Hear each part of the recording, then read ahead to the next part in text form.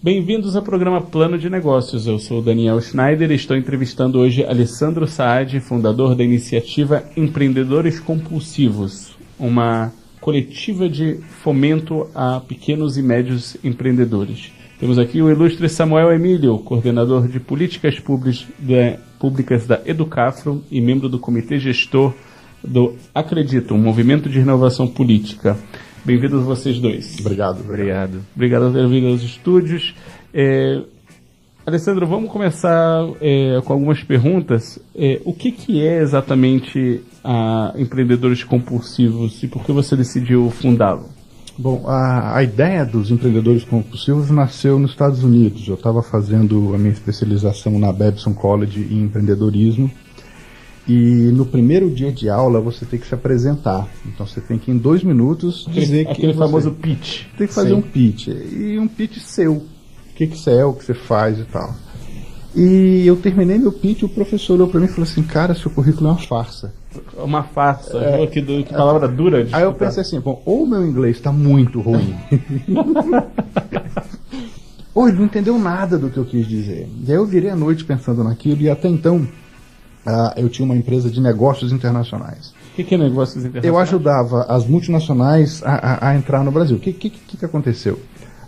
Originalmente eu sou capixaba, eu me formei em administração lá, vim para São Paulo para fazer minha pós-graduação em marketing. Quando eu terminei a pós-graduação, eu montei o meu negócio, montei um escritório de negócios internacionais e coincidiu com a abertura do mercado. Uhum. Então, assim, eu nunca ofereci nada para ninguém, os clientes caíam na minha empresa. Porque isso nunca acontece comigo? Não é? Aí não acontece com os outros. Aí eu ajudei a trazer para o Brasil a KFC, eu fiz a expansão da GM, eu fiz um monte de coisa muito legal e ali o tempo todo eu estava fazendo as empresas existirem. E para mim eram ações de marketing. Cara, você tem que comunicar com esse público, monta uma loja naquele ponto, mas eu também fazia toda a logística internacional. Aí eu indicava quem tinha que ser o advogado que ia fazer o contrato social, o contador que ia cuidar da filial no Brasil, blá blá blá. E eu virei à noite lá nos Estados Unidos pensando, eu falei, cara, isso não é só marketing, isso é desenvolver negócios. E aí, onde tinha marketing, eu troquei por empreendedorismo. Aí meu currículo foi assim, bum, cresceu. Eu falei, cara, é isso. Aí eu reescrevi o currículo todo com essa mentalidade de empreendedorismo. E eu falei, cara, eu fiz isso a vida inteira, olha que bacana e tal. É isso. Aí, no dia seguinte, 5 horas da manhã, eu já estava no refeitório esperando o professor. O cara chegou às 7h30. Eu falei, professor, posso tomar café com você? Claro, vai ser um prazer. E eu posso conversar com o senhor sobre qualquer coisa menos o seu currículo. Eu falei, não, pelo amor de Deus, eu virei à noite mexendo nele, eu fiquei super incomodado com a sua fala. Eu falei, meu filho, se você ficou incomodado com a minha fala, eu atingi o meu objetivo. Pega um café lá para mim, por favor. E assim começou. E aí eu comecei a prestar atenção que, mesmo montando coisa para os outros, eu tinha montado muitas empresas para mim. Então o que acontecia? Eu já tive uma empresa de assessoria em comércio exterior lá no Espírito Santo, eu já tinha sido corretor de imóveis, eu sou músico, então eu tinha estúdio de gravação e tinha banda, blá, blá, blá, blá, blá. E eu falei, cara, eu já tive umas 20 empresas. Opa. E aí, quando eu comecei a olhar quem eu ajudei, todo mundo que me chamava, acabava que eu entregava para o cara um CNPJ funcionando. Eu montava o escritório, contratava as pessoas, desenvolvia o negócio, dizia o preço, porque como é que ia fazer, não sei o que. Eu falei, peraí. Aí eu fui contando quantas empresas, de fato, eu ajudei a montar. Eu falei, cara, isso é uma doença, isso é quase uma compulsão. Daí surgiu os empreendedores compulsivos. Aí eu mudei toda a mentalidade, porque na verdade eu fui lá para estudar empreendedorismo, para dar aula disso, que era uma coisa que sempre me apaixonou. Eu falei, não, eu preciso disso para mim. E aí surgiu, eu voltei para o Brasil, entreguei todas as aulas de marketing que eu dava, e fui pegando aulas de empreendedorismo e redesenhei o meu modelo de negócio como consultor. Mas deixa eu fazer uma pergunta. Se você tivesse se apresentado como um empreendedor compulsivo para uma GM, ela não teria te contratado. Ela te contratou com outro viés. Com certeza absoluta. Tanto que quando eu decidi fazer isso de empreendedor compulsivo, eu abri mão das grandes empresas. Porque, na verdade, eu entendia da dor do pequeno, aquele cara que não tem muita estratégia, mas sabe o que ele faz. Se você pegar todas as empresas de pequeno porte... Agora, deixa eu fazer mais uma pergunta aqui. As pequenas não podem pagar o que as grandes podem. De jeito nenhum. Então você estava fazendo uma decisão muito difícil. Muito difícil. Minha esposa te ligou? Foi difícil em casa também. Difícil em casa também porque eu sempre fui muito intenso nos negócios e às vezes eu comprometi meu patrimônio pessoal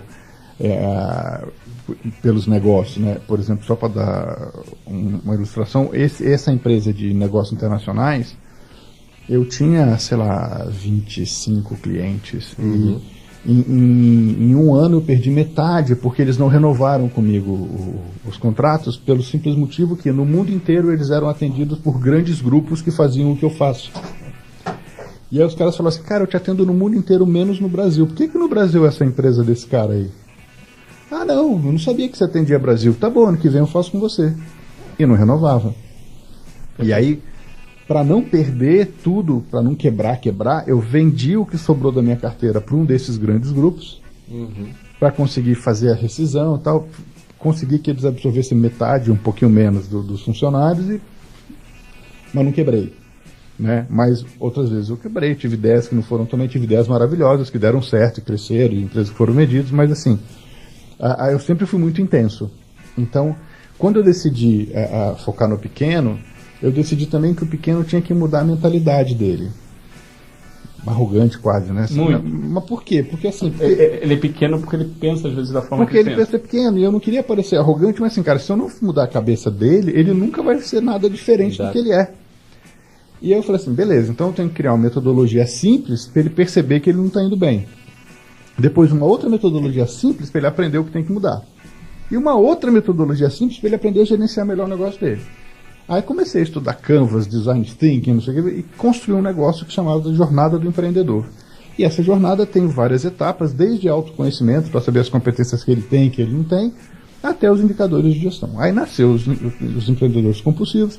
Eu dava aula na época na pós-graduação de uma instituição, aula de empreendedorismo no MBA.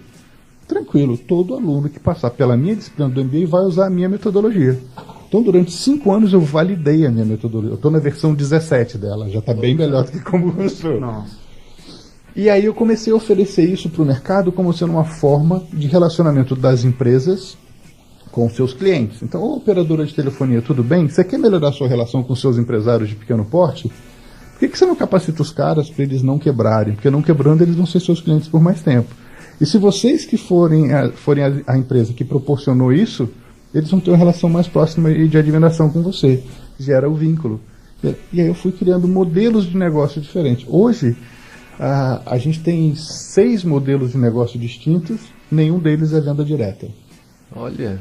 Então, a gente foi criando... Deixa eu entender, o que significa 6 modelos e o que significa que nenhum deles é de venda direta? Por exemplo, eu posso chegar para uma montadora de veículos e falar assim, cara, você tem esse veículo aqui, que é o veículo mais comprado pelo empreendedor de pequeno porte. É uma vanzinho, uma SUV e tal. Pô, mas só que você não se posiciona para ele. Toda a sua comunicação é para o pai de família que tem uma família grande, mas você não foca no cara pequeno, no empreendedor pequeno. Desculpa, no empreendedor de pequeno porte. Então o que você faz? Vamos fazer o seguinte, cara, vamos fazer um programa de marketing de relacionamento, onde o ponto central é o carro, e a gente fala como é que ele gera eficiência no negócio dele por meio do carro. Aí eu dou ferramentas de gestão de logística, de operação, de processo, não sei o quê. Subo um degrauzinho, falo de gestão do negócio, de liderança. Ou seja, você está transformando a venda de um carro na venda de uma solução. Exatamente. Só que a solução só vem com esse carro. E só vem com os empreendedores compulsivos. Então eu crio uma diferenciação, uma exclusividade e um relacionamento. Então esse é um exemplo. Um outro exemplo eu sei que uma determinada empresa tem um problema. Uma operadora de telefonia celular, ela não sabe qual é o melhor pacote de voz e dados para oferecer para os empresários que têm até 5 funcionários. Falei, beleza, vamos fazer o seguinte, vamos fazer um roadshow, a gente passa nos 5 principais mercados seus, nas 5 principais cidades, a gente faz uma modelagem de negócio, entende como é que o cara gerencia a empresa dele, e quando chegar na área de tecnologia, a gente estressa isso, a gente chega com mais profundidade e eu consigo te dizer, num final de 5 cidades, de 2 dias em cada cidade, eu consigo te dizer o seguinte, olha, o melhor pacote é para X linhas, tanto de voz, tanto de dados. E é o produto que mais se adequa, porque entendo o que ele faz. Porque geralmente quem faz o produto é o cara que monta o produto, não é o cara que consome o produto. E a gente junta. Então a gente tem criado um monte de ações nesse sentido. Só que tem um efeito colateral. Ao abrir mão do grande, o grande quer a gente. Então, sei lá, fiz isso para uma operadora de telefonia, de fato. Ela falou, putz, muito legal. Você não quer fazer isso para os meus funcionários? Eu falei, faço. Então, eu quero que cada gerente de filial tenha essa visão empreendedora. Eu falei, beleza. Aí a gente criou um conteúdo específico e uma forma diferente de transmitir isso. A gente rodou o Brasil falando com esse cara. Então, a gente pode fazer um monte de ação, mas o nosso objetivo sempre é melhorar a maneira pela qual o brasileiro toca os seus negócios. Sim. E você, agora eu entendi o que você falou indireto. Você não vai para a PME diretamente, você vai, na verdade, para o cliente da PME. E você fornecedor da PME. O fornecedor da... É isso aí. Desculpa, o fornecedor da PME, correto? E você monta alguma coisa com ele. Quem te paga? O fornecedor. Porque, na verdade, ele está comprando relacionamento, informação, solução. Tá? E aí eu diminuo um risco. Eu não preciso vender 54 vagas de um curso. Eu vendo um programa inteiro e o cliente diz quantas pessoas vão ocupar essas 54 vagas. Muito bacana. Muito bacana. Samuel, perguntas? Eu, com um olhar um pouco, eu tô sempre com o chapéuzinho do social, né? Opa. Aqui, em todos os projetos e eu tenho observado, talvez você possa me falar um pouco melhor, mas quando você toma a decisão de abrir mão das grandes empresas e começa a focar no pequeno empreendedor, uma coisa que empreendedores compulsivos estão fazendo é diminuir a desigualdade no Brasil, né? Sim. Ou pelo menos deixar os pobres menos pobres.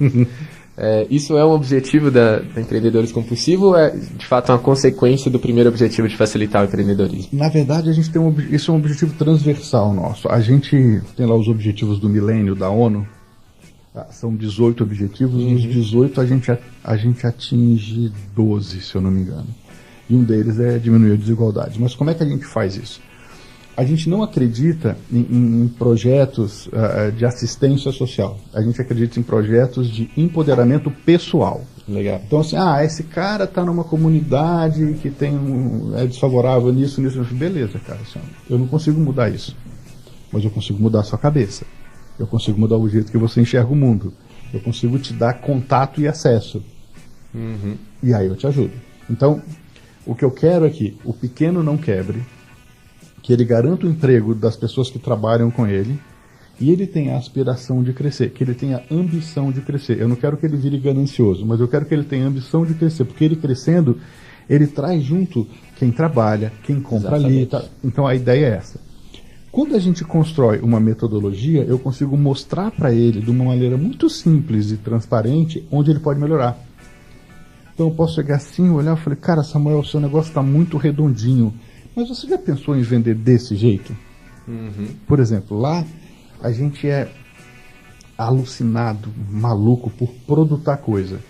Porque sei lá, 10, 15 anos atrás, a moda era tudo customizado, não sob medida. Eu desenvolvo para você. Só que se você desenvolve sob medida, o cara não sabe o que ele quer. E aí ele tem tanta opção. Ele não tem a maturidade ainda para saber o que ele quer. Então o que a gente faz? A gente estuda, entende as dificuldades e vê os pontos de melhoria. E faz 2 ou 3 possibilidades de combinação. E aí eu falei só, você pode fazer isso, isso ou isso. Qual que é melhor? Pô, isso aqui é legal, então vamos nesse aqui. Porque se você deixa muito solto, você não evolui com eles. Então hoje, por exemplo, a trilha é composta de 5 etapas. A primeira é autoconhecimento. Então ele vai vai preencher uns questionários de perfil psicológico. A gente vai explicar quais são as competências que ele não tem desenvolvida e onde ele precisa de ajuda. Ele faz isso com o time dele e tal. Quando é empresa familiar, até legal que já rola meio uma DR, todo mundo já faz, já sabe aquela coisa toda. Beleza. E depois que ele entende o que ele é, o que ele tem de competência, quais competências ele precisa adicionar, seja contratando alguém, seja melhorando, a gente vai para a modelagem do negócio dele. Se o negócio já existe e virou uma auditoria, se é uma ideia, a gente converte essa ideia num plano de negócio.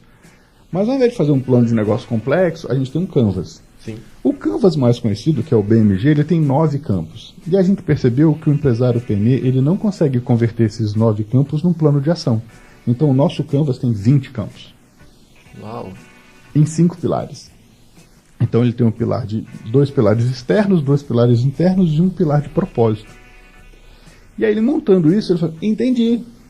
E aí ele vai pensando ali daquele canvas e ele consegue ir para a terceira etapa da jornada, que é um plano de ação. E o nosso plano de ação, ele é feito para catapultar o cara. Ela pega aquela ideia que está no papel e já joga no mercado. Sim. A quarta etapa é o gerenciamento disso. A gente vai capacitar esse empresário a mexer com indicadores. Cara, o que eu tenho que prestar atenção para saber se eu estou indo bem ou mal? É a quantidade de dinheiro que entra no caixa, é a quantidade de itens que sai do estoque, é o número de pessoas que eu atendo. Quais são esses indicadores que eu tenho que prestar atenção? E a quinta e a última etapa da jornada é o futuro. Por quê? Porque na grande maioria das vezes, isso tudo que a gente fez vai valer por pouco tempo. Então ele tem que olhar qual vai ser a tendência lá na frente. Eu tenho uma competência para essa nova tendência, minha empresa está pronta para essa nova tendência, meu plano de ação, e assim vai. Então a gente fala que é um grande jogo de tabuleiro e a cada 2 anos você cai na casa da bruxa e tem que voltar lá para o começo e refazer tudo de novo. Muito bacana. Estamos finalizando aqui o primeiro bloco do programa e a gente volta daqui a pouquinho.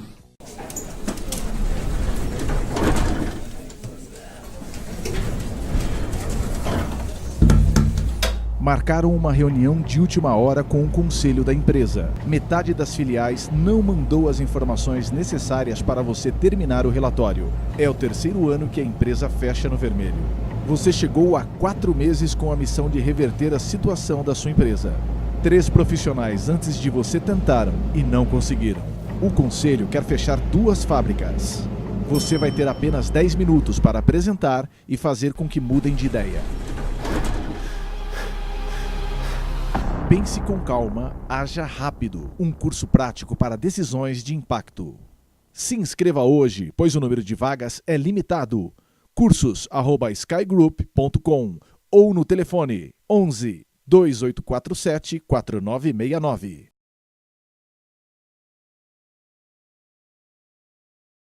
Voltamos ao programa Plano de Negócios. Eu estou entrevistando Alessandro Saad, ele é fundador da iniciativa Empreendedores Compulsivos, um coletivo de fomento ao PME.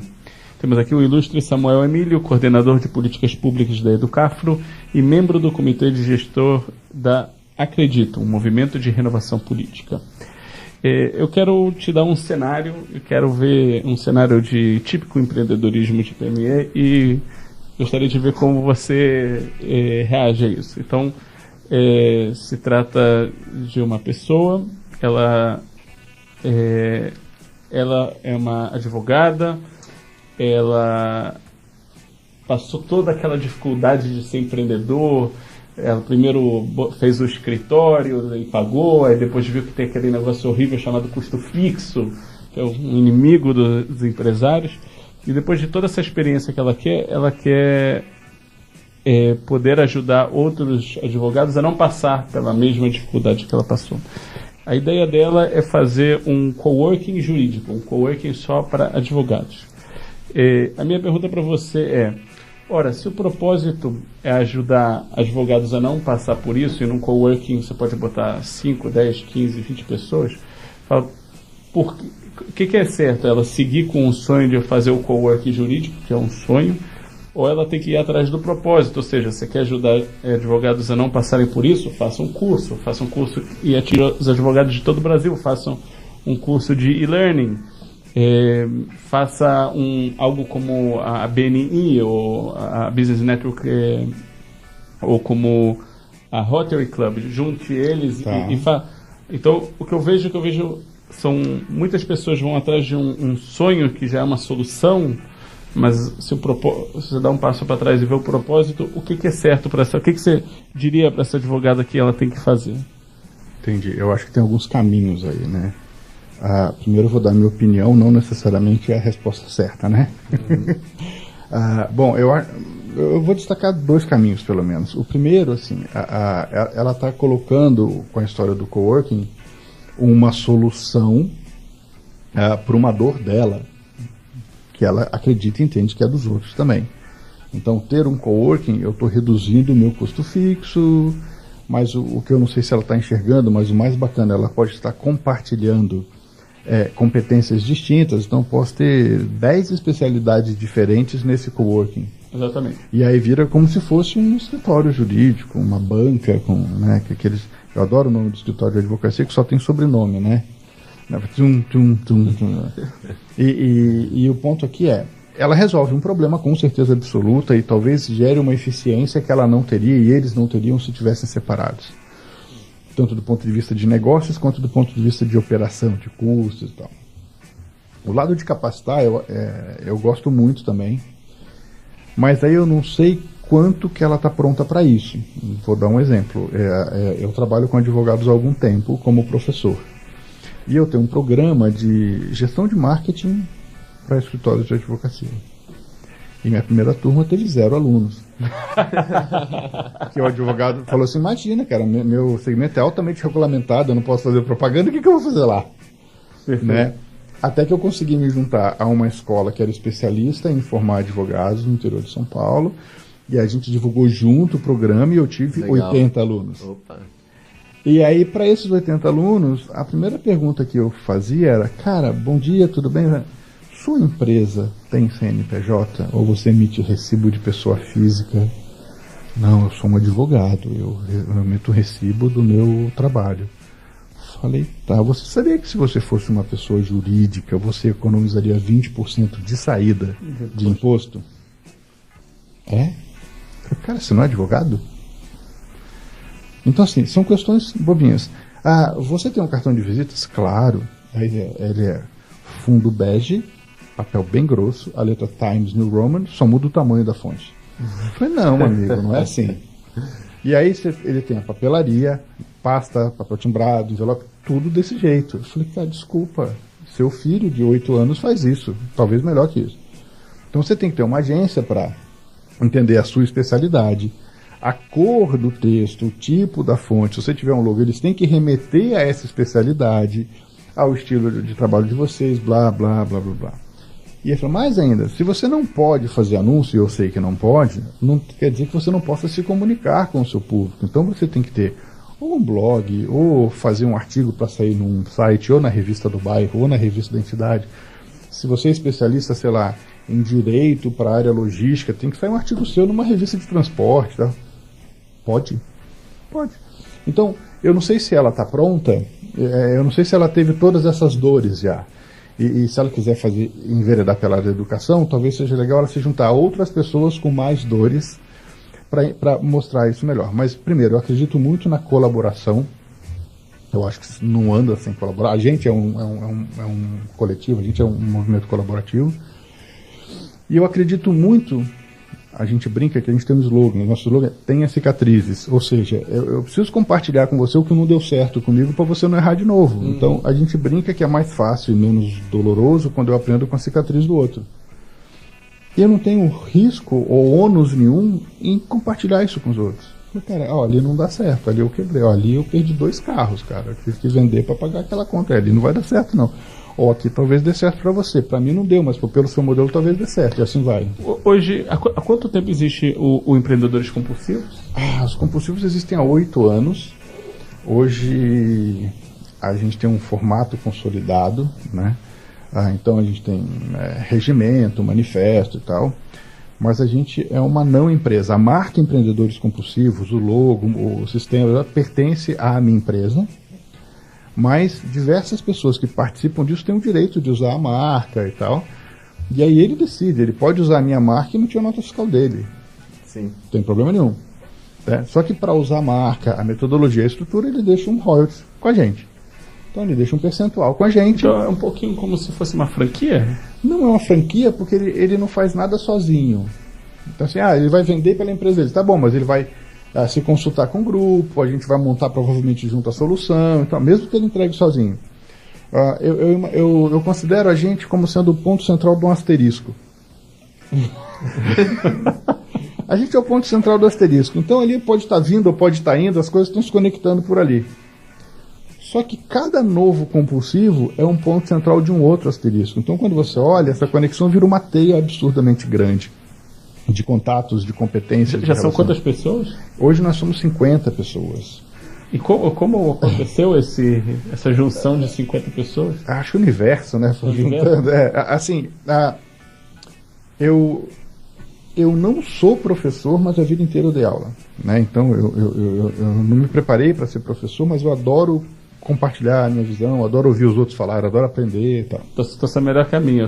O meu apelido é professor dos 13 anos. Né?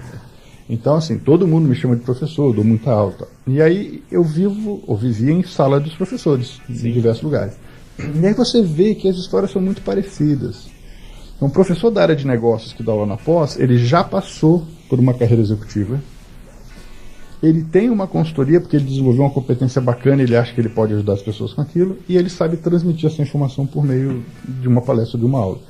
Então, esse tripé capacita ou habilita a pessoa a fazer parte do nosso coletivo. Ele tem que ter tido uma carreira executiva, tem que ter ou ter tido uma empresa própria e tem que ter competências de transmissão de conhecimento, palestra, saber escrever, saber dar uma aula e tal. E aí eu fui juntando as pessoas de modo a não ter conflito.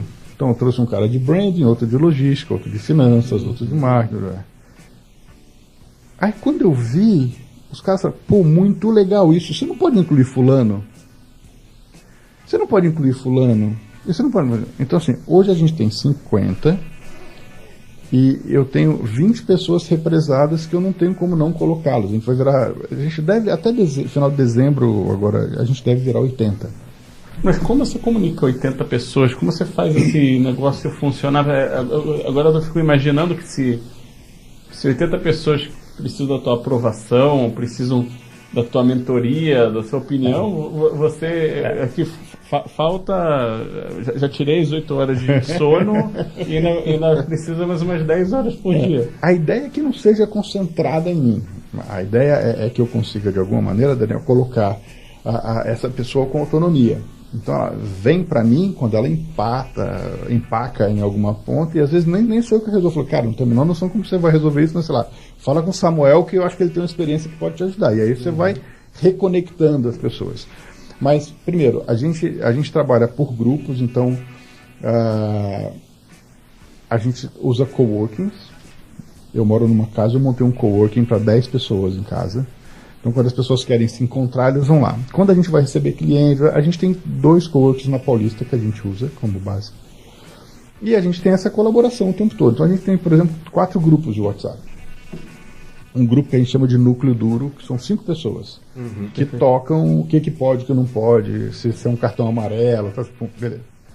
A gente tem o grupo que a gente chama de conexão compulsivos, que são todas as pessoas. Tem pessoas ali que não tem essas 3 competências, mas tem paixão pela história e tal. Então são pessoas que geram demanda, que dão opinião, que fazem conexões, não sei o quê.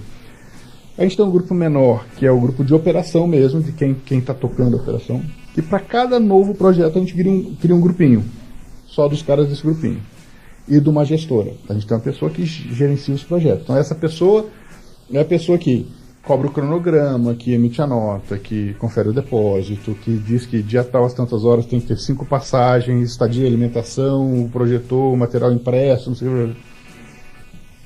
Quando é um projeto grande, tipo um roadshow, aí a gente coloca mais gente. Então a gente coloca, por exemplo, um gestor de conteúdo e um gestor de projetos. Então esses caras tocam tudo, o gestor de conteúdo, por quê? Porque tudo que acontece, a gente de alguma maneira coloca numa plataforma. Então, hoje a gente já tem um aplicativo nosso, que depois eu vou falar sobre ele, mas eu posso colocar na intranet da empresa, eu posso colocar no hot site do sindicato, eu posso mas essa informação ela é reescrita de modo que as pessoas que leiam aquilo, pô, foi legal isso, deixa eu ver se eu consigo usar isso para mim. Então, todo o conhecimento construído em cada encontro vira um mini case e caminhos para solucionar isso, sem expor a pessoa. Então, eu não vou falar que é o seu João, mas eu vou falar que tem uma pessoa que tem uma padaria no interior de São Paulo, que tinha um problema assim, assim, assado. E que conversando a gente chegou a 3 possíveis caminhos para solucionar. Ele pode fazer isso, isso e isso. Se o cara tem uma padaria em qualquer lugar do Brasil e ele tem um problema parecido, ele tem ali um insight. E para cada caminho que ele escolher, a gente indica, você quer fazer isso? Você tem que usar isso. Assiste esse vídeo, olha esse PDF, usa esse modelo. E assim vai.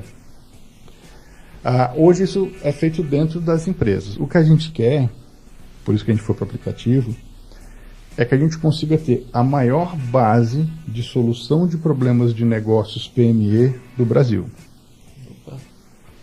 De modo que onde eu passar, qualquer um dos compulsivos passar, a gente consiga entender o problema, ajudar o cara, mas ser com um probleminha embaixo do braço e já compartilhar com os outros. Sempre respeitando a pessoa. Claro que eu não vou compartilhar nenhum segredo da empresa, mas a história de compartilhar cicatrizes. Cara, você teve um problema aqui, vamos resolver, deu certo, você gostou? Então tá, vamos. Então hoje a gente tem um aplicativo que é uma rede social gamificada, que quanto mais ele interage, mais ele acumula pontos, quanto mais pontos, mais ele pode baixar e-book, desconto em eventos, tal. Ótimo. E é uma plataforma de educação, então ali ele pode assistir a um vídeo, ou ler um texto, aí depois ele responde a um questionário, aí a gente diz se ele mandou bem ou não, se ele tem que assistir de novo, se ele pode ir para a próxima etapa. Eu consigo fazer enquete, eu consigo falar com toda a base, eu consigo fazer grupos segmentados. Não, aqui, ó, hipoteticamente, aqui, nesse conjunto aqui eu tenho 200 pessoas no aplicativo, dessas 200, 50 são financeiros. Então eu posso ter um grupo de 200 e um grupo só dos caras financeiros, que eu posso fazer uma pergunta específica para ele, eu posso dar um conteúdo específico para ele. Então, como ela é multifacetada, eu consigo colocar diversos grupos e combinar de maneira distinta. Então eu posso fazer uma pergunta, eu posso dar uma dica, eu posso escolher uma informação. E aí, quanto mais eu interajo, mais rico em informação eu fico, mais útil eu vou ser, mais gente querendo usar o aplicativo eu vou ter. Quanto mais gente usando, mais eu aprendo, mais eu compartilho conhecimento, e aí, dando tudo certo, vira aquela solução que o cara fala assim, cara, como é que eu vivi sem isso? Né? Aí, uma coisa leva a outra. Muito bacana. Eu tô com uma sensação que esse daqui vai ser o primeiro programa que a gente vai ter que ir para um 5º bloco. Mas a gente volta daqui a pouquinho.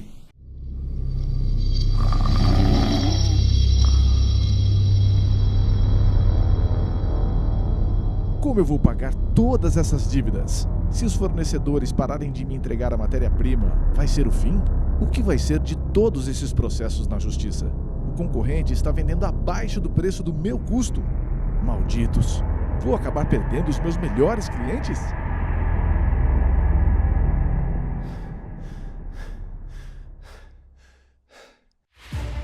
Pense com calma. Você não está sozinho. Conselho Consultivo Sky Group. Decisões de impacto começam aqui. 11 2847 4969. info@skygroup.com.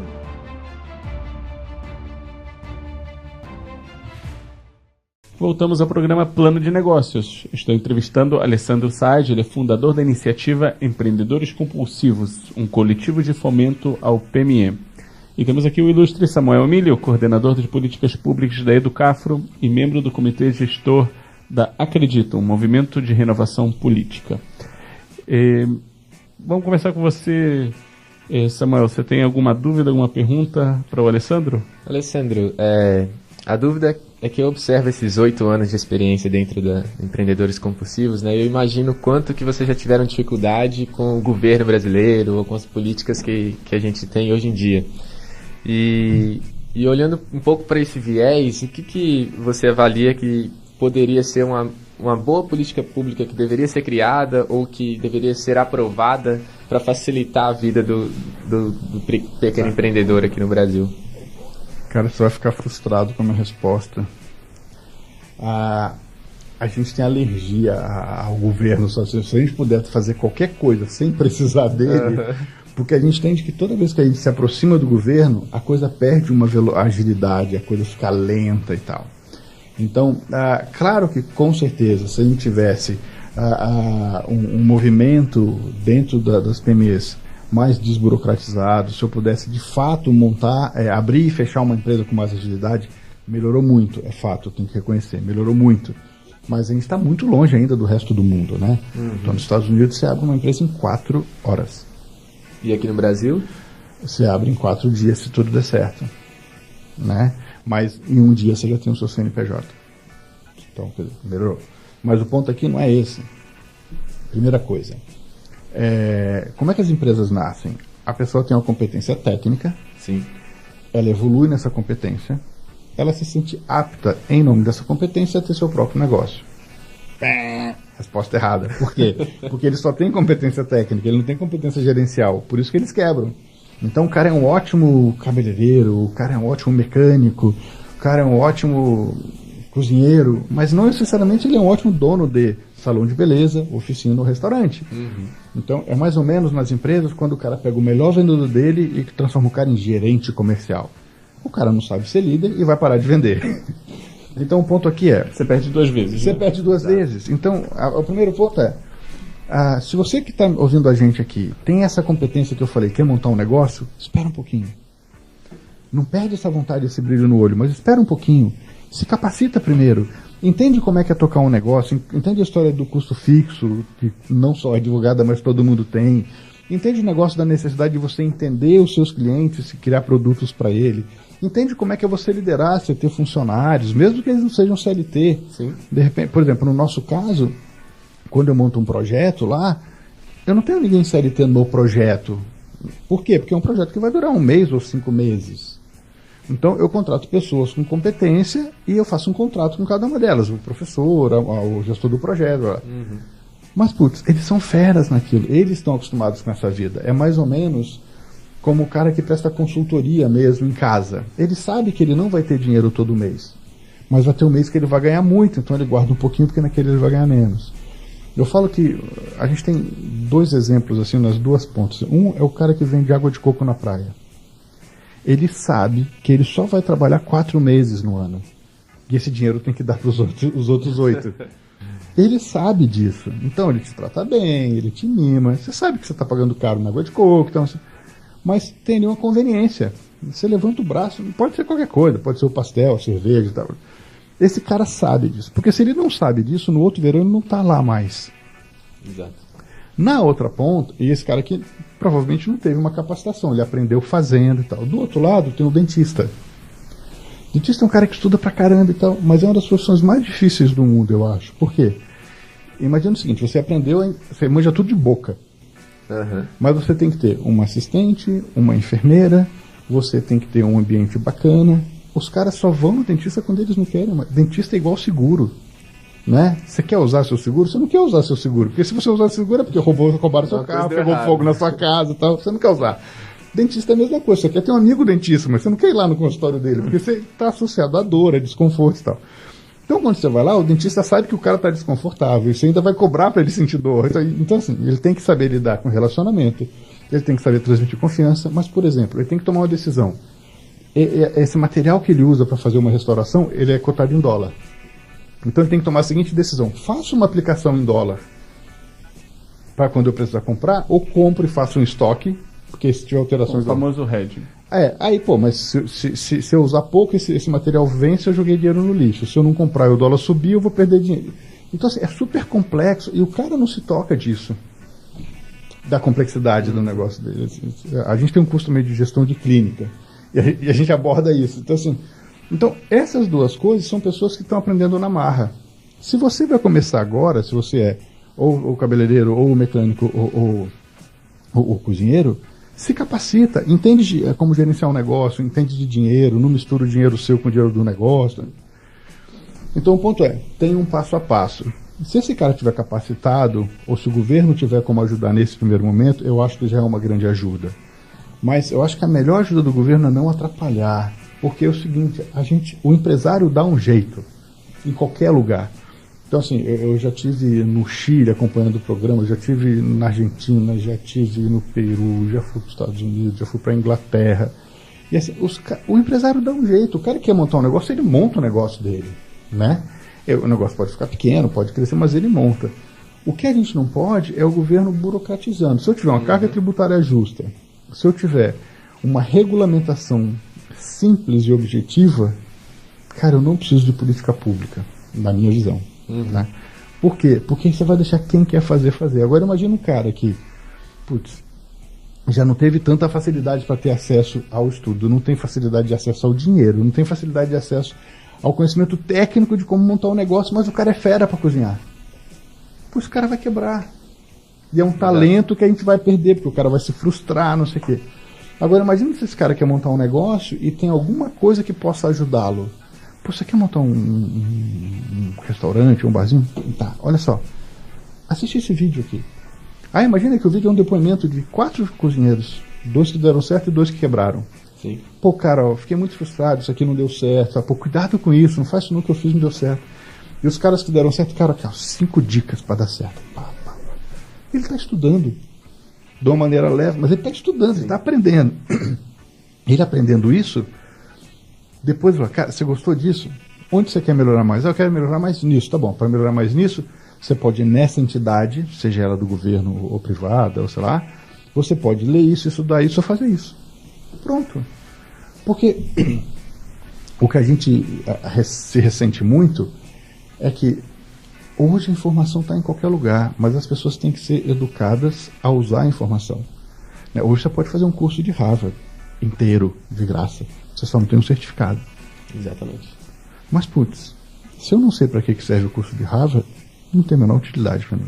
Eu prefiro fazer um curso da Estácio, que tem uma imagem menos valiosa que a de Harvard, se esse conteúdo da Estácio falar o que eu preciso.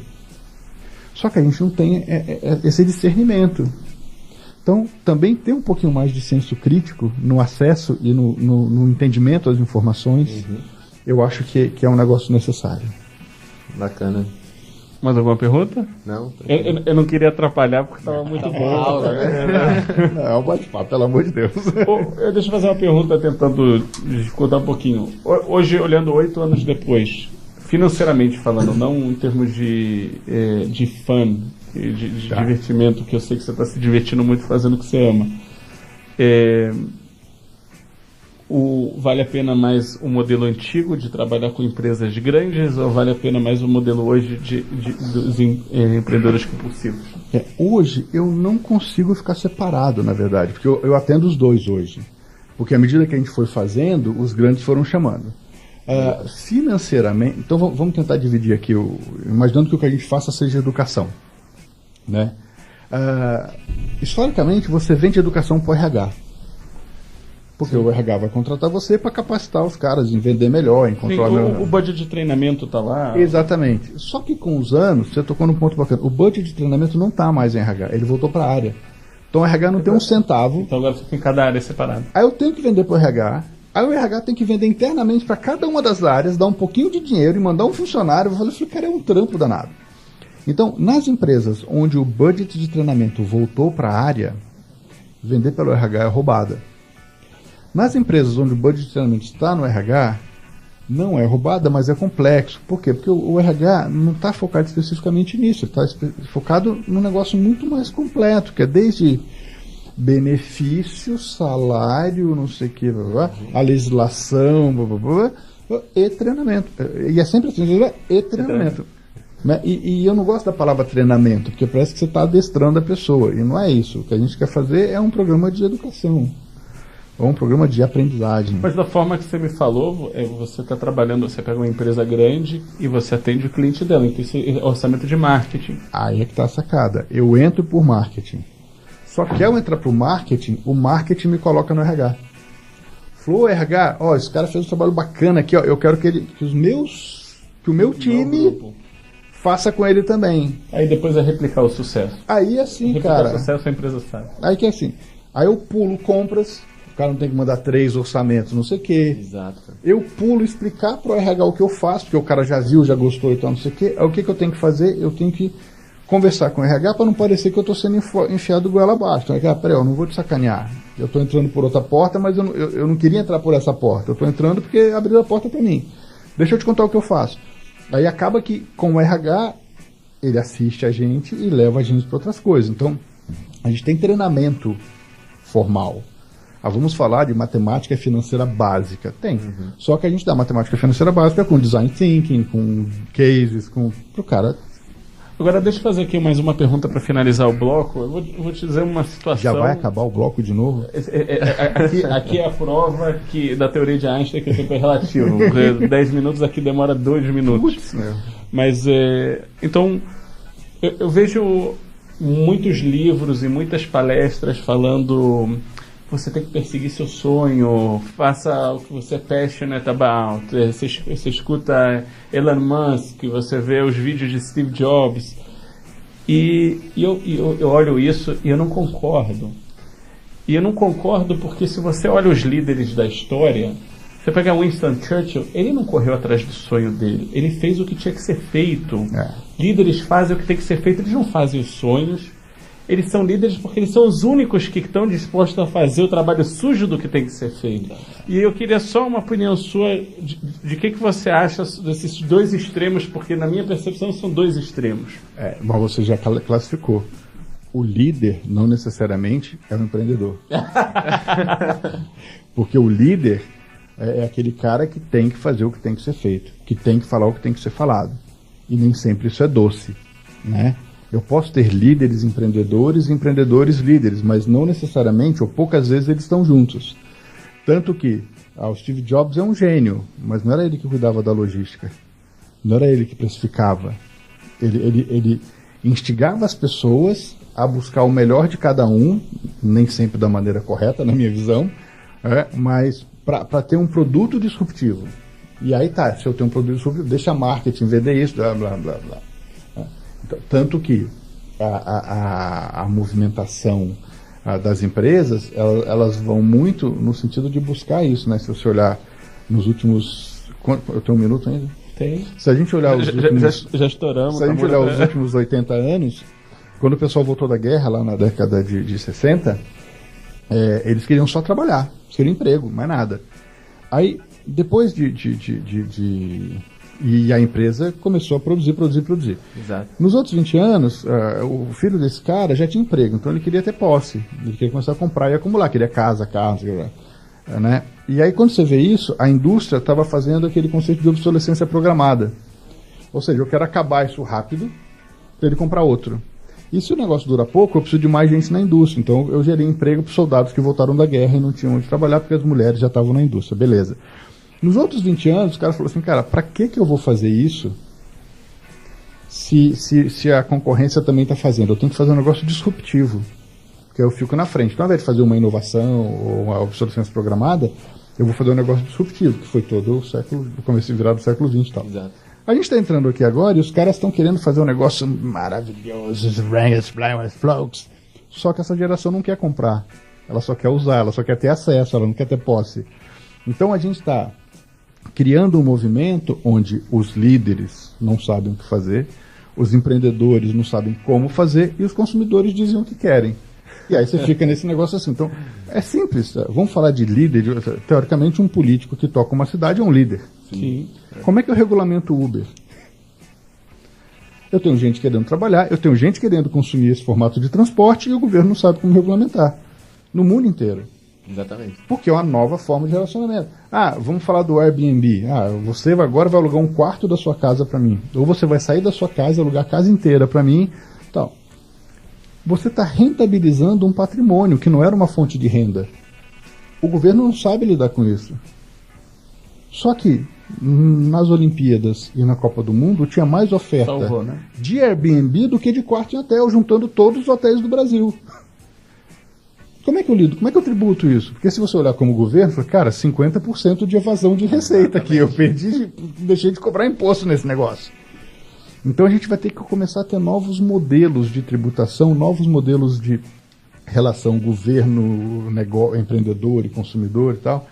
Então, eu acho que tem 2 pontos aí. O cara que segue o sonho, se ele só segue o sonho, ele vai morrer afogado.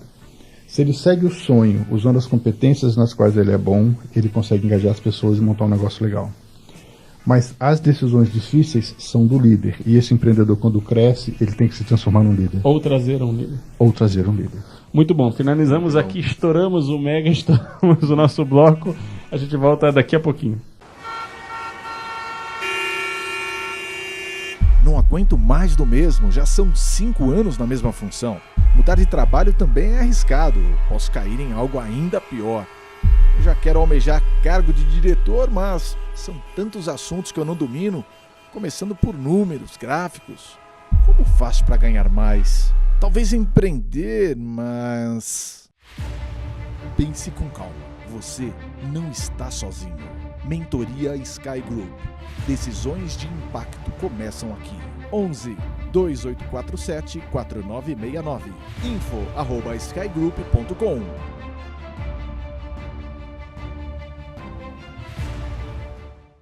Voltamos ao programa Plano de Negócios. Estou entrevistando Alessandro Saad, que ele é fundador da iniciativa Empreendedores Compulsivos, um coletivo de fomento ao PME. E temos aqui o ilustre Samuel Emílio, que está nos ajudando na entrevista, que é o coordenador de políticas públicas da Educafron e membro do comitê gestor da Acredito, um movimento de renovação política. Então, eu vou te contar uma história e vamos ver como você resolve aqui a questão. Vamos lá. Então, vamos dizer que existe uma iniciativa chamada Os Heróis Invisíveis, e ela o Samuel vai ser o líder dessas Heróis Invisíveis no momento, e a iniciativa é ajudar aquele empreendedor pobre, exatamente porque o Samuel mexe com essa área social. Ele pode ser a pessoa que faz o bolo, ele pode ser a pessoa que limpa carros. A gente está presumindo que ele é pobre, ou seja, ele não tem acesso a uma consultoria, ele não tem acesso a uma educação de qualidade. Eu não posso passar ele por um programa formal, porque ele não vai ter a base de conhecimento. Mas ainda assim, como você mesmo falou, ele sabe fazer um bolo fantástico, ele sabe consertar um carro, limpar ele de forma excelente. E aí estamos vindo aqui para a Empreendedores Compulsivos para ver como a gente pode se integrar, se é que dá para se integrar, fazer parte, mantendo que a gente quer manter um foco de ajudar aquele empreendedor realmente da área pobre, exatamente como você falou, para ele criar empregos na região, para ele passar da informalidade para a formalidade, pagar imposto, que vai ser uma ajuda social, e para eventualmente ele criar uma acessibilidade de que ele foi ajudado, ou seja, parte do lucro dele ele poderia passar para ajudar outras pessoas. Vamos começar daqui. Você já tem 50 pessoas hoje no Empreendedores Compulsivos. Vamos ver se a gente tem espaço aqui para 51. Tá, vamos lá. Bom, primeira coisa, hoje, bem ou mal, existem programas de políticas públicas de capacitação em diversos níveis. Então, você consegue acessar Brasília, o Distrito Federal tem um programa muito bacana de capacitação e empoderamento. O Sebrae tem muita coisa bacana para quem está começando. Grandes entidades começam a oferecer isso. Na verdade, empreendedorismo é a bola da vez, né? Se você ouvir no rádio, de cada 10 propagandas, 6 falam a palavra ou empreendedor ou empreendedorismo, né? Então, esse é um caminho. Eu entendo que o fato dele ter essa dificuldade, ou dele ter essa história e estar enfrentando esse momento, esse desafio, eu acho que não impede de crescer ou de evoluir. Então, a primeira coisa é tentar entender meio que um padrão. Por quê? Porque se a gente quer impactar um número grande de pessoas, eu tenho que ter meio que fatos comuns para que eu possa dar uma solução próxima ali para dar o primeiro passo. E aí depois a gente entra na especialização. Perfeito. Então, o primeiro objetivo seria encontrar mais ou menos um público de mais ou menos 10 empreendedores desses de forma heterogênea, estudar eles para tentar criar o que vocês falariam em inglês, um blueprint, framework. Exatamente. Para entender como é que são esses caras, onde dói, né? A palavra da moda é dor também, né? Você gera dor. Então, não, onde dói? Diz onde dói para ver. E aí entender. Provavelmente, tem uma coisa que a gente faz muito bacana, que é curadoria de conteúdo. Então, como a gente é um número grande de pessoas e que tem essa doença chamada ser professor, né? Então, a gente lê muito, a gente compartilha muita informação, a gente sabe onde está a informação boa. Legal. Então, eu conseguiria, por exemplo, eu é sempre nós, né? Sim. Conseguiria, por exemplo, entendendo essa necessidade, curar conteúdo, falar, cara, se você assistir esse filme, olhar esse infográfico, ler esse PDF aqui, cara, você vai entender seu problema, ver se não funciona. Olha, se você já fez isso e deu mais um passo, se você assistir agora esse vídeo aqui, isso aqui, legal, você vai entender. De modo que eu consiga criar uma trilha de coisas que já existam, mas nunca foram agrupadas dessa maneira, para que ele possa aprender sozinho. E aí a gente pode criar, por exemplo, mentorias online, faz um webinário, junta todo mundo numa sala, lá onde eles estiverem, junta 2, 3 compulsivos do lado de cá, faz um bate-papo. A gente pode criar podcasts. Sim. A gente pode criar... Eu fiz um teste em Joinville, que a gente fez pelo WhatsApp. A gente juntou os caras num grupo de WhatsApp, todo mundo tem WhatsApp hoje. blá, blá, blá, blá, blá. Moçada, mandava o link ali, todo mundo assistia o vídeo e mandava um questionário. Typeform, gratuito, você responde só... O cara terminou de responder, eu tenho isso tabulado. Moçada, eu tô vendo aqui que a gente continua com dificuldade em tal coisa. Olha, assiste de novo o vídeo, mas presta atenção em tal cena. Ou legal. Assiste com tal olhar. Então, pô, entendi. Faz de novo o teste. Legal, entendeu? Vamos pro próximo. E assim vai. Eu posso fazer desse jeito. Ou eu posso criar uma ação onde, entendendo isso e sabendo que a melhor maneira é soar junto, e eu acredito muito nisso, no olho, não acredito na educação pura à distância, nem na educação pura presencial. Eu acredito no que eles chamam de blended learning. Porque tem que ser online para o cara ter acesso na hora que ele precisar, e tem que ser presencial para ele ter um processo e ver que o cara do lado tem uma dificuldade e que o cara que está ajudando é tão humano quanto ele, só começou antes, né? Só queimou a mão antes dele. Não põe a mão aí que queima, já queimei. É a única diferença. Então você consegue criar N modelos onde essas pessoas vão evoluir. Cada um vai ter um ritmo, de repente o rapaz que lava carro vai crescer mais rápido do que o que faz a comida, porque cada um está no momento, tem mais vontade, tem mais gana, e você faz isso funcionar. Nesse momento especificamente, a gente tem um programa parecido, que a gente está tentando buscar patrocínio, onde a gente quer impactar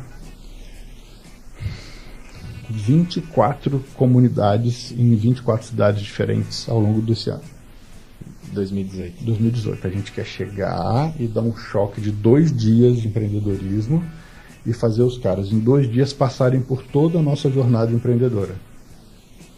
Então os caras vão trabalhar 4, 8, 12, 24 horas. Vai suar. Não tem vida mole. Mas ele vai trabalhar com a gente 24 horas em 2 dias e ele vai sair sem querer ser convencido com 80% dos problemas deles resolvidos. Agora uma pergunta. Uma pessoa que hoje está escutando o programa e quer participar e ser parte dos empreendedores compulsivos, o que ele tem que fazer? Como funciona o processo? Quanto ele vai pagar de royalties? Para ele ser parte dos compulsivos é um outro processo. Aí ele vai bater um papo com a gente, vai conversar. Hoje, desses 50, vamos considerar os 80 já, assim, eu tenho 20% fora de São Paulo, a gente já fica baseado em São Paulo, eu tenho 20% fora de São Paulo, eu tenho embaixadores dos compulsivos em determinadas cidades, então eu tenho uma embaixadora em Brasília, eu tenho um embaixador no Espírito Santo, eu tenho um embaixador no Rio, em Fortaleza, em Joinville, a gente tem uns 6, 7 embaixadores, que na verdade são os caras que entendem o que a gente faz, mas conhecem a cultura local, então eles conseguem conectar a gente mais rápido. Esses caras vieram por afinidade. Então se alguém quiser participar da iniciativa, a gente bate um papo, vê se a pessoa pode agregar, se a gente pode agregar alguma coisa para ela. Então, ela entra primeiro no grupo, e aí depois do grupo ela entra para a iniciativa. Ou seja, primeiro ela entra compartilhando, legal, sem poder usar marca, então ela dá a opinião dela, ela se expõe, ela aprende, ela ensina nesse grupão. E aí a gente faz entrada a cada 3 meses. A gente fechou agora a próxima entrada é a partir de abril. Então nesses 3 meses ela vai ver se ela quer mesmo participar, como é que é, não sei o que. Em abril ela se candidata. E aí quando ela se candidata ela já sabe quanto é de royalties, como funciona. Mas tem uma estrutura por trás, né? A ideia é que a pessoa, quando está operando pelos compulsivos, ela possa usar a estrutura. Então ela pode usar essa pessoa que é o back-office, que vai fazer ligação, que vai cuidar, que vai remarcar a reunião, não sei o que. O pessoal de comunicação ajude, tem que mexer na apresentação, e assim vai, né? Então são movimentos distintos. Mas para fazer parte é só se aproximar e ver se tem afinidade. A gente tem algumas pessoas que saíram do grupo. Porque, não é meu momento, vocês falam muito. Né? Porque o objetivo é que a gente consiga compartilhar as coisas, né? Então, assim, a gente tem um cartãozinho amarelo, como todo grupo de WhatsApp, então assim, você não pode falar de coisa muito pessoal, você não pode discutir política, futebol, religião, mas sabe, você quer sair, cria um grupo só para futebol, um só para política, um só para religião. Aqui eu quero falar de empreendedorismo. Você pode trocar uma experiência sua, você pode perguntar se alguém tem um contato em alguma empresa, você pode, faz parte do jogo. Você pode compartilhar um artigo que você leu, um vídeo que você achou legal. A última discussão agora, a gente estava falando do esforço das empresas em colocar a marca em evidência e da dificuldade de você fazer os meios de comunicação citarem a sua marca. E aí teve uma empresa que devolveu o produto depois, que não sei o que, qual foi a empresa? Não falou. Deu um desconto sensacional, ainda foram na casa da pessoa. Quem fez isso? Não falou quem. Cara. Então a gente estava discutindo isso. E aí tem gente que é a favor, que é contra. Não, isso é assessoria de imprensa, não, isso é marketing de conteúdo, não, tem que ser educação. E aí é legal, aí pega fogo. Legal. Mas pega fogo no bom sentido, porque cada um traz a sua experiência, a sua visão. A gente tem trabalhado muito lá essa questão de curadoria de conteúdo, inclusive junto dentro da gente, né? Então, se alguém fala, queria saber mais sobre mindfulness, essa história de você ter um estado de atenção intenso e tal. Mindfulness é só meditação? Eu posso usar mindfulness no trabalho? Aí tem uma das pessoas lá que é referência em mindfulness no Brasil, eu falei, desculpa, tenho que falar. Legal. Olha isso, vê esse vídeo. E aí gerou discussão, as pessoas vão comentando. E aí vai, quer dizer, não tem... É uma troca de experiência. Eu acho que a única diferença, eu acho que da gente para os outros grupos, é a maneira pela qual a gente trabalha. A gente tem um propósito, a gente quer impactar o mundo de fato, a gente quer ajudar as pessoas de fato, mas a gente quer que isso seja nossa fonte de receita. Eu falo que a gente é uma iniciativa social com fins lucrativos. A gente quer ajudar o mundo, mas eu não quero ter que fazer outra coisa enquanto eu estou fazendo isso. Não, eu quero só fazer isso. Então aqui eu tenho que tirar o dinheiro para pagar as minhas contas, para comer uma pizza com a minha família, para dar um presente para minha esposa. O meu padrão de vida tem que ser mantido por isso. E eu não preciso me preocupar com outra coisa. As pessoas às vezes falam assim, não, porque eu tenho 2 empregos para poder garantir que eu possa trabalhar no projeto social. Cara, por que você não ganha dinheiro com o seu projeto social? Alguém vai ganhar dinheiro com o seu projeto social. Né? Cara, a gente curta o caminho, cara. Agora deixa eu fazer aqui uma pergunta. A pergunta a gente pode... A pergunta que eu nunca fiz num programa, já são mais do que 100 gravações. A gente pode finalizar o bloco aqui, acabar o programa, ou a gente pode ir para um próximo bloco. e aí eu vou te dizer o que vai te esperar no próximo bloco para você dizer se você fica ou corre. A decisão é minha, A decisão vai ser sua, é democrática. Então, o quinto e último bloco a gente falaria sobre um desafio. O desafio é a gente tentaria pegar algum problema, ver como se os empreendedores compulsivos querem ajudar a resolver esse problema, e aí faria um outro programa, por exemplo, daqui a 6 meses para contar do resultado desse desafio. Deixa eu só avisar. Já várias pessoas fizeram o desafio, nunca nenhuma empresa conseguiu voltar mostrando o resultado. Tá bom. Então, agora a gente finaliza o programa no 4º bloco e vai pro 5º. Chama empreendedores compulsivos. Eu tenho que esperar 6 meses para voltar? Opa! Então vamos finalizar aqui o nosso bloco e vamos seguir para o 5º e último bloco do programa. Até daqui a pouquinho.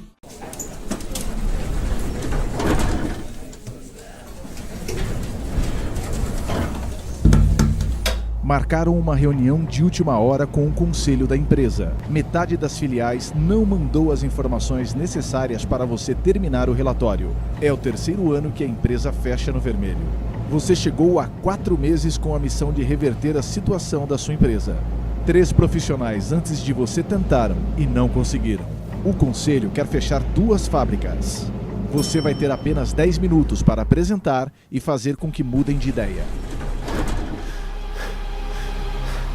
Pense com calma, haja rápido. Um curso prático para decisões de impacto. Se inscreva hoje, pois o número de vagas é limitado. cursos@skygroup.com ou no telefone 11 2847 4969.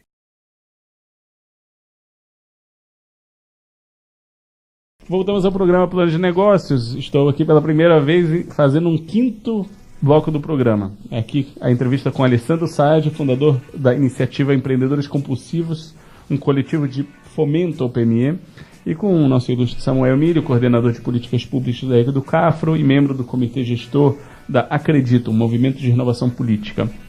E você aceitou, Alessandro, nosso desafio. O nosso desafio para hoje, a gente quer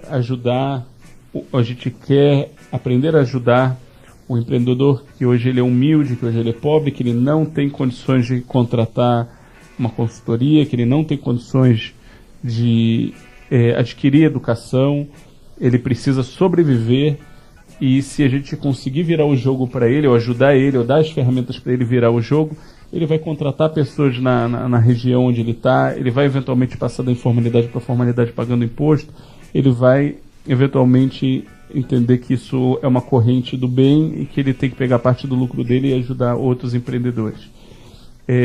O produto final que a gente quer chegar é um livro de melhores práticas para que isso seja de fácil distribuição e atinja não só o Brasil, mas outros países do mundo. Como os empreendedores compulsivos podem ajudar a atingir esse objetivo e se você topa o desafio. Vamos lá. Bom, desafio aceito aqui já de cara. Não sei quanto de trabalho e de tempo a gente vai colocar nisso, mas vamos lá. Eu acho que a gente pode ajudar de algumas maneiras, mas a primeira delas é entendendo melhor esses empresários para que a gente possa oferecer algo que de fato seja útil a eles. Então, talvez fazer uma seleção desses empresários, criar alguma coisa que a gente possa talvez fazer online. Eu acho que a seleção ela passa exatamente por esses valores, né? Você tem que ter o valor de querer crescer, porque a gente quer gerar emprego. Então, se no próprio questionário a gente identifica que a pessoa não quer crescer, então ela não atende esse programa, porque ela não vai gerar emprego. Ela tem que ter, pelo menos, a consciência que é importante passar eventualmente da informalidade para a formalidade para pagar imposto, porque é uma obrigação. E por mais que os impostos ainda não são bem usados pelos nossos governos, ele é importante. É necessário. Ele é necessário. E terceiro, ter uma consciência de ajudar o outro, se ele é uma pessoa que pensa só em si e não se vê como parte de uma sociedade, ele não atende ao programa, né? Mas eu acho que o quarto e também mais importante é querer aprender. Se ele não quer aprender, se não quer aprender a mudar, se ele não quer, ele não teria como fazer parte desse programa. Perfeito. Eu acho que esses são requisitos de corte, né? Os caras que passarem por esses requisitos de corte, a gente ainda precisa entender muito mais em que estágio eles estão. Que de repente alguém já tem um negócio andando, o outro tem só ideias. Eu preciso saber em que momento cada um deles está. Legal. Depois tenho que saber quanto de conhecimento cada um tem. Então a gente vai fazer um questionário que vai ser provavelmente um pouquinho chato para preencher, mas como é um mal necessário para poder participar, né? Porque aí a gente vai conseguir entender de fato o que eles têm de conhecimento, de experiência, de conhecimento técnico, e criar uma solução que possa ser a mesma para todos eles, onde eu só me aprofunde em pontos específicos. Ou seja, eu não quero ensinar o cara a cozinhar, nem o cara a lavar ou consertar o carro, nem... O que eu preciso é que todos esses saibam gerenciar o seu negócio, atrair e encantar os clientes, cuidar das partes financeiras, cuidar das pessoas, e assim vai. Então, entendendo isso, a gente consegue criar uma base mínima para que ele tenha acesso a conteúdos de negócios e possam evoluir e, de fato, montar e tocar seus negócios. E aí o livro, eu acho que é um caminho natural.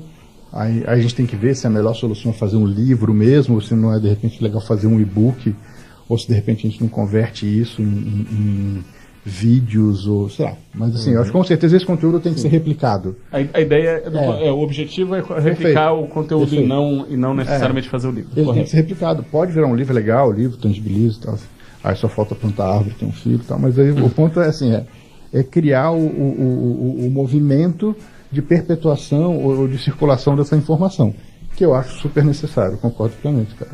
Vamos trabalhar juntos. Eu acho que o primeiro ponto é a gente ter um grupo inicial para a gente começar a buscar, e dessas pessoas que não estiverem capacitadas ou prontas para participar do programa, que a gente possa também oferecer alguma coisa para elas da próxima vez estejam prontas. Tá, assim.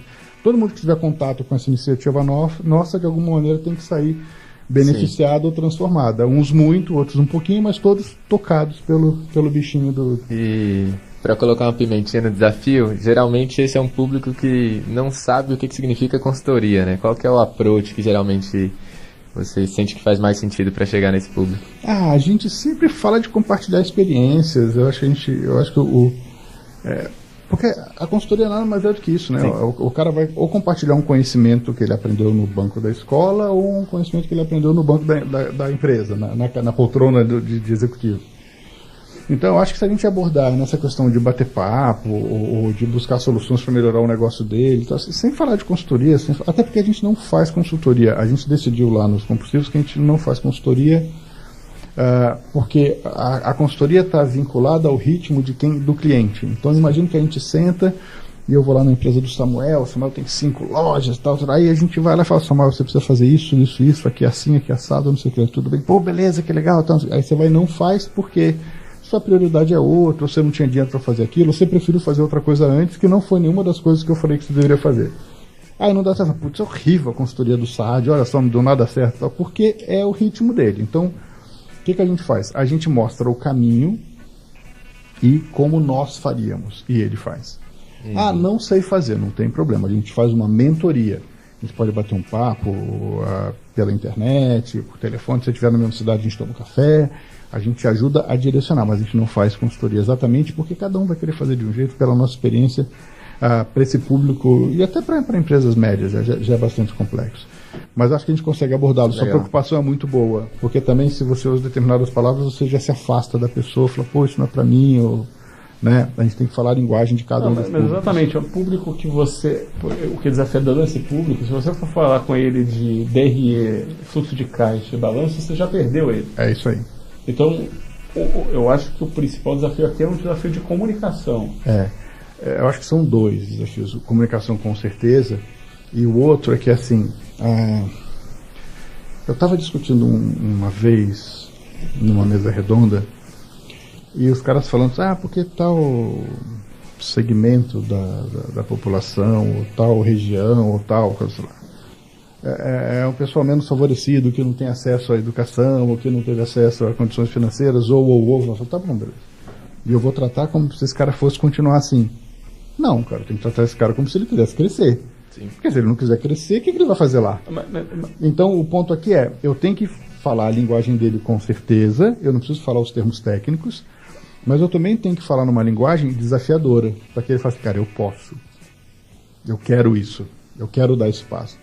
Pô, eu não quero que ele saia de lá querendo andar de helicóptero, mas eu quero que ele saia de lá querendo ser melhor do que como ele entrou. E eu acho que esse é o desafio nosso, por isso que a gente tem que entender como é que é esse público, para alinhar a linguagem e tudo mais. E você tem aqui um desafio técnico, porque a realidade dele é tão diferente, pelo menos da realidade que eu cresci, né? Eles às vezes não têm acesso a banco, ele não pode pegar um empréstimo, então ele não tem acesso a crédito, ele não tem acesso a pessoas com competência que ele poderia contratar para fazer por ele o que ele não sabe. Então o que eu vejo é que criar aqui um modelo, e eu tentando estudar sobre isso, eu fui e ainda estou lendo livros de história de empreendedorismo lá de 1800, 1700. Olha. Porque em algum momento algum grupo conseguiu sair disso, né? Claro. Então porque a gente não volta na história a ver como aquele grupo conseguiu sair disso e replica isso. Tem um negócio aí, Daniel, que assim, tem uma série da History Channel que chama Gigantes da Indústria. Tem a série gringa e tem a série brasileira que fala dos grandes empresários brasileiros, que não está na nossa realidade. São aqueles caras que negociam 70% da produção de café do açúcar do Brasil da década de 40, sei lá, sabe aquelas coisas assim. Eu tenho a segunda maior frota de navio para escoar a exportação, sei lá. Mas é legal entender como é que esses caras interagiam com o meio ambiente, com a concorrência, porque já tinha concorrência internacional, já tinha variação cambial, já tinha marca, cada um, mas não tinha internet, não tinha, né? Sim. Eu lembro que naquela época um negócio urgente, assim, não, cara, eu vou fazer um negócio urgente lá na Itália. Cara, um negócio urgente na Itália demora 45 dias, só para você chegar na Itália, para fazer qualquer coisa, né? Então, assim, mudou completamente. Hoje a gente está conversando aqui, eu posso olhar no meu celular e saber que o Trump sofreu impeachment porque ele assediou uma, sei lá o quê. Então, amém. Isso seria bom, né? Então, assim, o fluxo da informação, ele é muito dinâmico. Faz com que a gente tenha uma geração mais curiosa, mas infelizmente mais superficial. Se eu só quebrar esse viés de superficialidade, eu já estou fazendo esse cara ter acesso a outras coisas com mais profundidade. Chegar à terceira página de pesquisa do Google e não as 2 primeiras respostas da primeira página. Se eu consigo fazê-lo pensar assim, ele já tem uma visão mais abrangente. E aí a gente usa a metodologia e a linguagem que está ao alcance dele. Mas a cada encontro, a gente sobe um degrau. Então, Por exemplo, eu acho que um cara sem conta hoje tem acesso a dinheiro. Ele consegue, tem entidades que tem com microcrédito. O pipoqueiro consegue pegar dinheiro, a costureira consegue pegar dinheiro. Só que algumas entidades falam assim, você quer pegar dinheiro? Então tá, você tem que fazer esse cursinho de matemática. Opa! Para você aprender a controlar o seu dinheiro. Você vai pegar esse dinheiro para quê? Você vai pagar conta ou você vai comprar uma outra máquina de costura? Você vai pagar conta ou você vai fazer um jalequinho branquinho bonitinho com o seu nome bordado para vender pipoca mais bonitinho? Então, imagina se a gente usa essa mentalidade e talvez consiga atrair alguém de microcrédito para se esses caras passarem por essa capacitação, eles estarem mais aptos a... Então, a gente consegue fazer um impacto maior do que só a capacitação. A gente só tem que ver como é que eles evoluem juntos ao longo do processo e tal. Muito bacana. Como as pessoas fazem para conhecer mais sobre os empreendedores compulsivos? Bom, para conhecer a gente é fácil. Eu jamais pediria para alguém digitar empreendedorescompulsivos.com.br, apesar de existir o site, se você quiser chegar lá. Mas se você entrar em compulsivos.org, sem BR, você vai conhecer um pouquinho mais do que a gente faz, e nas redes sociais, Empreendedores Compulsivos. Alessandro, eu gostaria de te agradecer muito essa entrevista, aprendi muito e gostei muito. Obrigado pela oportunidade. Muito obrigado, Alessandro. Obrigado a você, Samuel, muito obrigado por ter vindo aqui ao nosso estúdio participar dessa entrevista. Ótimo. E a todos vocês, até semana que vem.